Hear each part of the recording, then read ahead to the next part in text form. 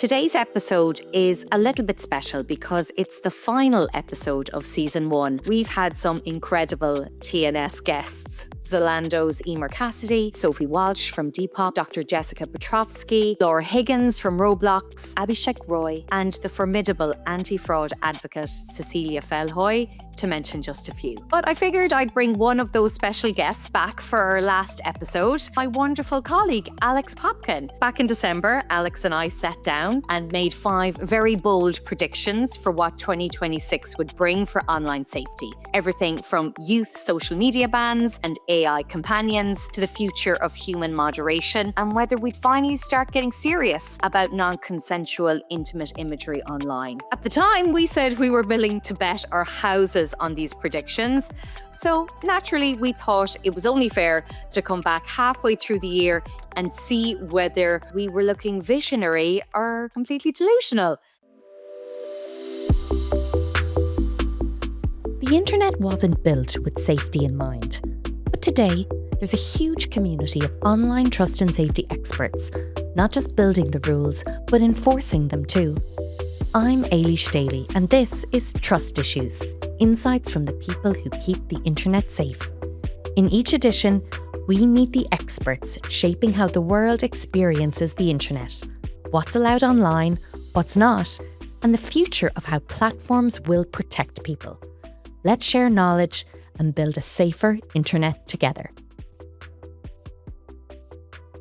Alex, welcome back. Thank you so much, Ailish. Listen, I'm not saying we're prophets, but I'm not saying we're prophets.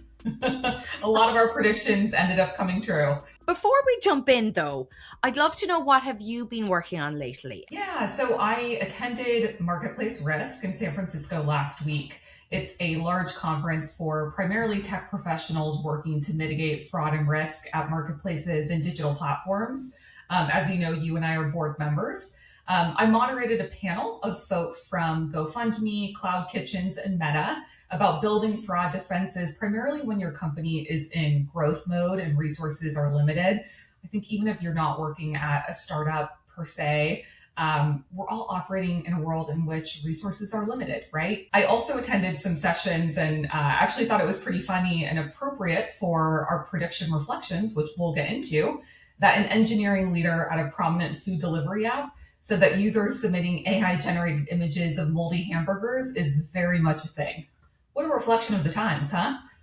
No mold on my end, thankfully. I'm winding down after a conference myself, the TSPA's EMEA Summit in Dublin, which was just delightful. Much like Marketplace Risk, it's run by trust and safety veterans for trust and safety professionals. There was that reunion vibe you always feel at TSPA events, but there was tons of learning from each other, heavily focused on EU regulation.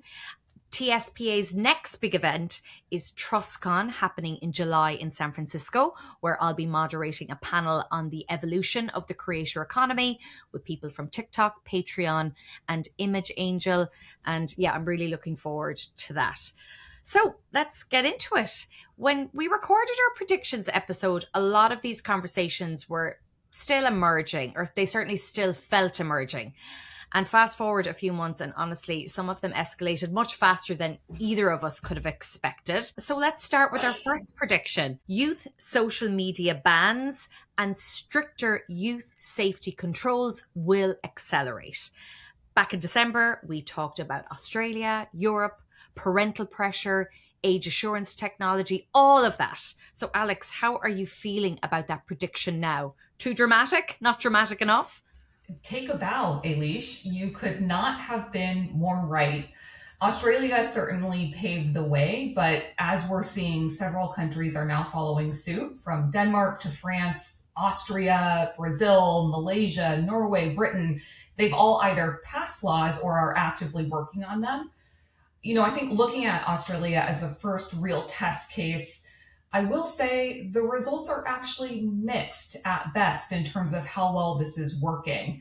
A Youth Site and Molly Rose Foundation poll of over 1,000 kids aged 12 to 15 found that nearly 2/3 were still on these restricted platforms despite the ban, with more than half of under 16 TikTok, YouTube, and Instagram users retaining access to their accounts. So those speculations about how well this would work, I think, are still speculations. We don't yet have data that's showing that this is effective. And the government has actually acknowledged the enforcement problem. In late March, Communications Minister Annika Wells announced investigations into Facebook, Instagram, Snapchat, TikTok, and YouTube for potential violations. Whatever your view on the ban itself, the early data makes one thing clear: enforcement is kind of the critical weak point. In light of this data, the question I posed in our last episode still holds true, which is, knowing that kids will inevitably end up on these platforms or retain their access via circumvention or lack of enforcement on the platform side, what can platforms do to make this experience safer for youth? What are your thoughts, Ailish? Well, one thing I do think has become even clearer since we recorded that episode is that the conversation is certainly no longer fringe. A couple of years ago, talking about under 16 social media bans, it felt extreme. Now it feels like governments, the ones you mentioned, are actively competing to look toughest on child safety online. And yes, I think you've nailed it. We need to think about the circumvention aspect. We also need to think about other consequences, such as if the removal of teens from certain platforms triggers a deprioritization of investment in the trust and safety teams and technologies that were built, at least in part, to make these spaces safer for young people. So the parental controls, the content classification for age suitability, the proactive default settings, even youth-focused safety partnerships or in-app education for young people around well-being. Do those get quietly deprioritized once teens are technically no longer there to protect? And, there's a lot to unpack with that. And it gets thornier when you remember that trust and safety resources are already pinched globally. Right. We've watched 2 years of layoffs hit trust and safety teams across the industry. So this isn't a question about whether platforms might pull back. It's a question about whether the ban gives them one more reason to. And the backlash story almost writes itself, right? You can imagine the logic. Well, under 16s can't be on here anyway, so we're not going to invest in any meaningful in-app education around youth well-being or keep pouring resources into teen-specific safety features. It becomes very easy to justify reallocating that budget elsewhere. Now, 6 months in Australia, there isn't yet a clean public data set showing platforms have specifically pulled Australian youth safety funding or partnerships because of the ban.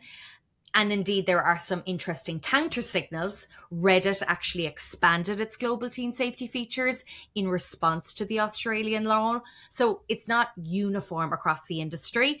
But the absence of evidence isn't evidence of absence, and these decisions tend to surface quietly. A partnership that doesn't get renewed, a feature roadmap that gets reprioritized, and a community grant that goes elsewhere next cycle. So, we might need to put a pin in this one and come back to it next year, but it's a really interesting one to keep watching. Our second prediction was around AI companions, that they would rapidly rise, especially among young and vulnerable users. And honestly, I think this one evolved faster than I expected. Not just the technology itself, but how emotionally normalized these tools have become. Now we are seeing people openly discussing emotional dependence on AI, relationship advice from AI, grief support from AI, even couples using AI to mediate arguments. So what's striking to me is how quickly they've become normalized. Axios reported this week that nearly 80% of 18 to 34-year-olds surveyed in the US and UK had already interacted with AI chatbots for companionship in some form. But we have still really caught on to how psychologically powerful these systems can be, especially for younger or vulnerable users. So Alex, what surprised you most watching this space evolve over the last few months? The rate of growth is surprising. I was looking at the data, and the global AI companion market was estimated at 28 billion in 2024 and is expected to reach 37 billion in 2026. To sort of build upon the data that you shared, nearly 1 in 3 teens have tried an AI companion, according to a 2025 Common Sense Media survey. A third of those teen users report that talking to their AI companion is just as good or better than talking to a real friend. Now, I don't know about you, Alish, but that is a really sad and scary commentary. And I really fear for youth if they are leaning emotionally on AI. As I was thinking about this, I was actually wondering about how we're distinguishing companion apps from traditional LLMs, since, as you and I know, some people are using LLMs as companion apps. So I asked Claude, and it said the core distinction is design intent and relationship framing. A general purpose LLM like Claude or ChatGPT is designed as a tool. You bring tasks to it, it helps, the interaction is transactional, whereas a companion app is designed to simulate an ongoing relationship. It presents itself as a persistent presence in your life, often with a name, a personality, and a memory of past conversations. In reality, though, I believe this boundary is fuzzy because general LLMs are increasingly being used as companions. You and I read the news stories about, people using ChatGPT as a companion, even when they're not designed that way. And I think if they're not designed that way, that begs a question, is there as much kind of safety by design built into the product as there would be for a designated companion app, right? The reality is people are forming parasocial attachments to regular LLMs as well as these companion apps. And it's really a reckoning, I think, for the trust and safety community. Yes, I couldn't agree with you more. And sometimes, like, even if your intent for a product wasn't what it results being used for, that doesn't mean you don't have a duty to go back and rethink. Sometimes be safety by design might actually mean reflecting on how the product has evolved and rethinking what safety features should be incorporated after the fact. Exactly. But Alex, I will never replace you with Claude, never ever. So fear not. Your memory for past conversations is just too good. Thankfully for all of us in trust and safety, your prediction that humans still matter in content moderation in particular appears to be holding up pretty well. I still think one of the biggest misconceptions outside this industry is that AI moderation means problem solved, that once you introduce AI into moderation systems, humans somehow disappear from the equation. But if anything, the rise of generative AI seems to be creating even more need for human judgment, escalation handling, QA, contextual interpretation, cultural understanding, all the things that humans are actually very good at. And interestingly, one thing I don't think either of us fully predicted was just how quickly trust and safety professionals would begin evolving into AI safety specialists. Now we're seeing people who may have started in more traditional moderation roles move into adversarial testing, AI annotation, harmful output evaluation, red teaming, prompt testing. So human expertise hasn't disappeared. It's evolved into a completely new category of specialist safety work behind the scenes of these AI systems. So Alex, has anything changed your view on this prediction over the last few months? Where are humans still most essential in moderation? And did you expect the shift into AI safety work to happen quite this quickly? From the beginning, I've been saying that humans aren't going to go away. Their roles are going to pivot. And so I agree with you that one of the key ways humans are being used is in AI safety, because that's an area where oversight is very much needed. One area where WebPurify excels, for example, is data annotation at scale to train AI models. Real examples we worked on include labeling objects that appear in media so AI can better classify and identify them. We've also rated the aesthetic quality of images to train AI to do the same. Beyond training annotation, we also support reinforcement learning from human feedback. where humans rate model outputs to directly improve model behavior, which is a growing area of demand. So humans are governing AI. Humans are providing inputs to train AI. Another area seeing massive growth with human oversight is actually leveraging expert talent. So think doctors, cybersecurity professionals, and legal experts to ensure that LLMs are providing accurate, trustworthy information. OpenAI and Anthropic rely heavily on this, often through a broader ecosystem of specialized contractors and companies that, again, provide this really niche, elevated expertise. And then there are cross-industry examples as well of humans providing oversight on AI. Think about autonomous vehicles. That industry relies on humans behind the scenes to make decisions in ambiguous edge cases.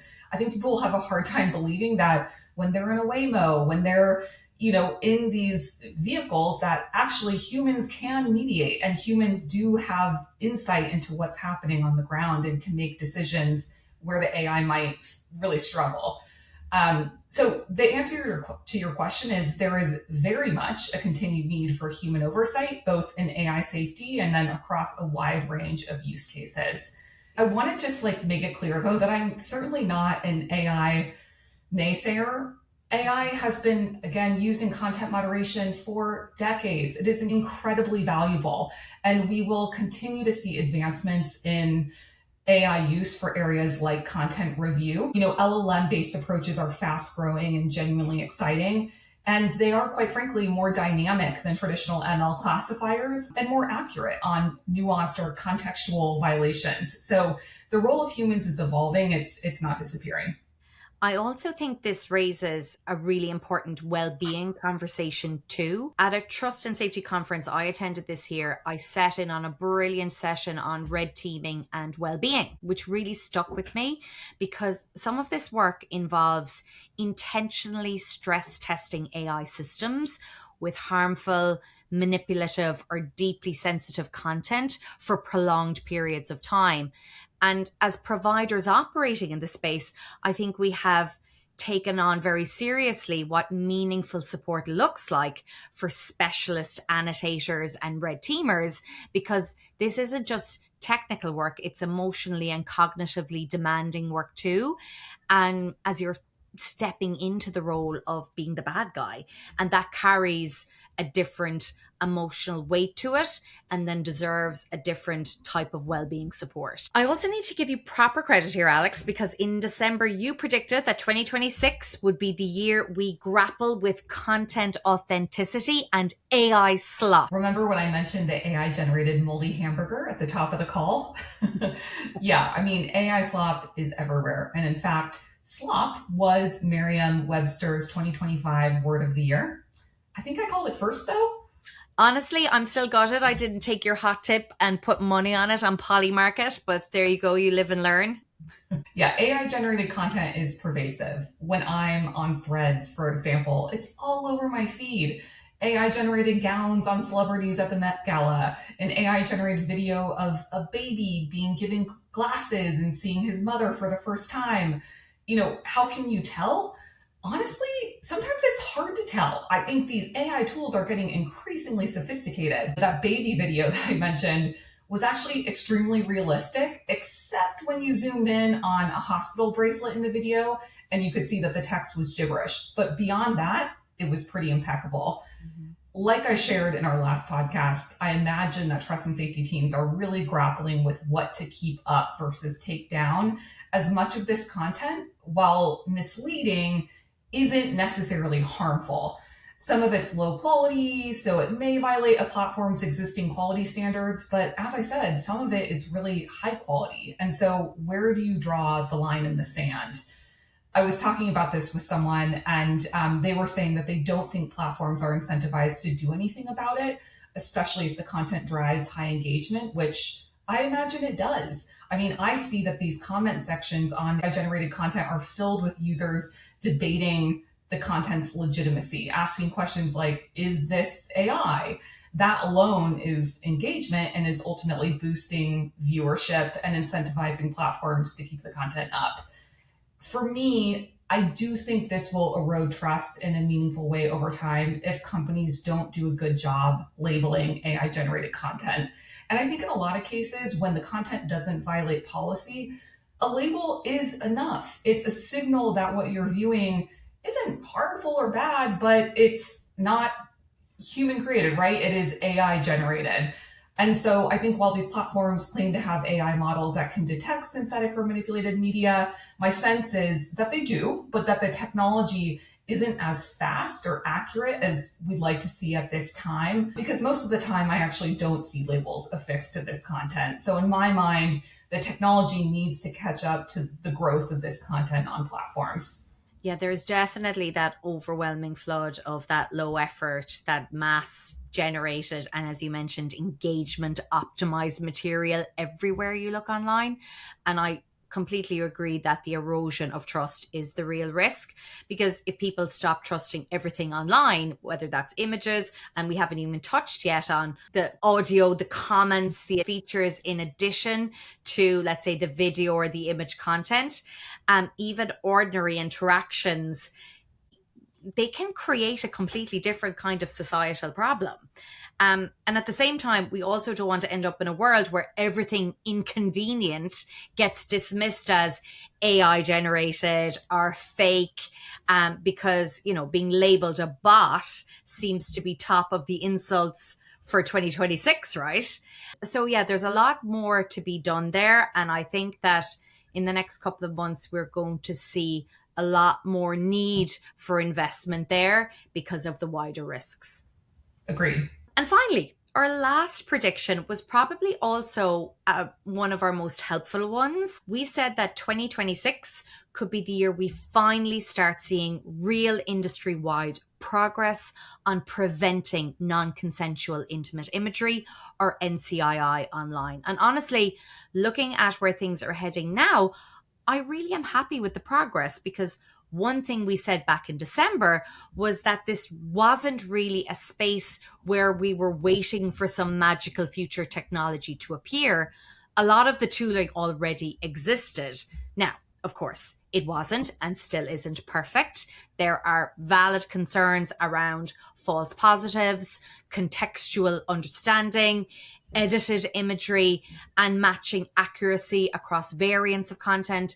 But fundamentally, the capability to proactively tackle NCII at scale has existed for some time. What's changed over the last few months is the momentum around adoption. And that feels really significant, because the conversation now seems to be shifting from, can this technology work, to how quickly do platforms need to operationalize it responsibly at scale? And increasingly, that shift is being driven not by platforms or advocates, but by regulators and lawmakers too. So in the United States, for example, the Take It Down Act has now come into force. That's legislation specifically focused on tackling the spread of NCII, including AI-generated deepfakes. And in the UK, Ofcom recently strengthened its illegal content codes by recommending that platforms deploy automated detection technology, including hash matching systems, to proactively prevent the spread of intimate imagery online. And that's a pretty major evolution, because historically, a lot of the industry response to NCII has been reactive. Someone reports the content, a platform reviews it, and then eventually removes it. And what regulators increasingly seem to be signaling now is, if proactive prevention technology exists, why isn't it being used more universally? One organization I continue seeing showing up across the trust and safety world doing genuinely important work here is stopncii.org. They're operated by the Revenge Porn Helpline, which is part of the charity SWGFL. And what I really respect about their work is not just the technology itself, but the relentless education and advocacy piece, continuing to speak to platforms, trust and safety leaders, regulators, and the wider industry about what's already possible today. And honestly, looking at where we are now, with some of these regulatory developments, it's pretty clear that advocacy work like theirs has helped push these conversations and expectations forward. For anyone unfamiliar, Stop NCII allows adults who are worried about intimate imagery being shared online to create secure hashes, essentially digital fingerprints of those images directly on their own device without uploading the images themselves. Those hashes can then be matched by participating platforms to proactively prevent the content from being uploaded and spread. Many major platforms are already participating, but candidly, when you look at the partner list, our view has been that this list should be infinite, because if your platform allows image uploads, proactive NCII prevention increasingly feels like it should be considered baseline safety infrastructure, not a nice to have little opt-in. And regulators seem to be in agreement. So as this adoption increases, we should also expect the technology itself to improve, because wider implementation means more investment, more refinement, more interoperability, and hopefully continued improvements around precision and false positive reduction. So, Alex, looking at where the industry is now, do you think we're finally moving toward a place where proactive NCII prevention becomes standard practice rather than exceptional practice? I'm doubtful that we're there yet. I agree with you that when you look at the stopncii.org list of participating companies, it's a relatively small list, right? I think similar to CSAM, it's counterintuitive for platforms not to leverage available hashing technologies. These systems allow companies to identify known harmful content at scale without even needing to rely on costly manual review. I mean, they can simply leverage these hashes and integrate them into their tech stack, and it identifies content immediately, right? That is known to be harmful. So I think if platforms aren't leveraging this, they absolutely should be. It's a no-brainer. I agree with you that I think regulation is helping push this forward in some way. We actually, on the WebPurify side, recently had a platform come to us to support standing up enforcement in this area, which I think is an encouraging sign that at least some companies are taking this issue more seriously. But of course, similar to you, would love to see more widespread adoption. There are a few things that we didn't predict, and I just want to give mention to these as well. I don't think we predicted just how quickly the public conversation around online trust and safety itself would become mainstream. People are now talking about dark patterns, algorithmic harms, grooming, AI deepfakes, recommender systems, manipulative design choices. And these are all happening in ordinary conversations in a way that honestly would have felt incredibly niche only a few years ago. And what's really interesting is that this shift isn't just cultural anymore. It's increasingly regulatory too. You can almost feel policymakers beginning to catch up with the reality that online harms are not only about individual pieces of content, but about the systems and incentives shaping user behavior at scale. Have you noticed that shift of trust and safety talk around the dinner table, Alex? I think that there's a wider recognition of trust and safety. I think AI is partially responsible for that because there is so much conversation around, whether or not to regulate it, how to regulate it, how to implement safety features. And so in that way, perhaps it's made kind of the domain of trust and safety more mainstream. So yes, I think I agree with you there. Another aspect of 2026 that I really don't think that we predicted was just how hard the EU is coming out on tech. It has been coming out guns blazing on what they're increasingly framing as manipulative, addictive, or predictive design systems, especially where young people are involved. The focus has clearly evolved beyond simply asking whether harmful content exists on platforms. Now regulators are interrogating the architecture. They're asking, how was this experience designed in the first place? What behaviors were recommender systems optimizing for? Were platforms amplifying compulsive use? Were younger users being nudged towards harmful patterns of engagement? And we're seeing also major scrutiny around those recommender systems. Infinite scroll, engagement loops are all under the microscope. Meta in particular is facing enormous regulatory pressure in Europe right now, including investigations around alleged failures to prevent under 13 users accessing products, as well as scrutiny over recommender systems and dark pattern style engagement designs. But not just Meta, the European Commission is also actively investigating platforms, including TikTok and X, around systemic risk and platform design choices. And honestly, this feels like a pretty major philosophical shift in trust and safety and platform accountability, because for years, the industry conversation largely focused on what content should be removed. Now Europe seems to be asking what systems created the conditions for harm in the first place. And that is a very different level of scrutiny. It's about whether safety has genuinely been built into the design of these platforms for the beginning. So Alex, when you look across everything that's happened this year so far, what surprised you the most? Well, yeah, I want to kind of quickly go back to what you were saying around the EU focusing more on, product design. I think that appropriately shifts accountability from, as you said, individual pieces of content, which is so bottom of the funnel, right? That is after everything has failed and violative content presents on your platform, and it puts undue blame, I think, on the trust and safety teams that are really just doing their best and are truly incentivized to do right by their users.